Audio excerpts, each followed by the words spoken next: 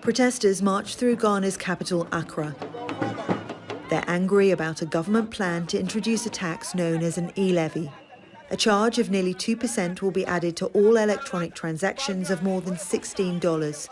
Recent polls show up to 85% of the country's population opposes the tax. Protesters say people on low incomes will suffer the most. To create a situation where money, which is either kept in my pocket physically or kept in my electronic wallet, you start to take the electronic money, any transaction I make is simply immoral, it's criminal. The government says the money raised from the e-levy will pay for development projects. Tax revenues have fallen sharply in Ghana in recent years, from 32% of GDP in 2009 to 15% in 2020.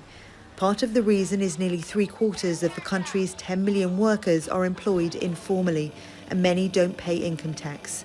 Some economists say the e-levy is not a bad idea, but must be implemented fairly. Others say the timing is wrong.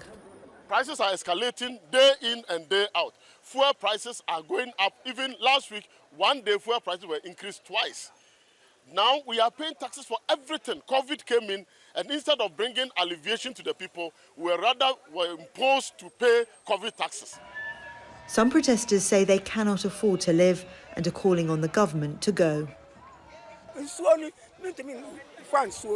All my grandchildren are homeschooling. I cannot feed them. We cannot access water or food. I don't have anything to survive on, so I'm asking the government to hand over power to someone else. We are really suffering. Ghana has one of the fastest growing mobile money markets in Africa.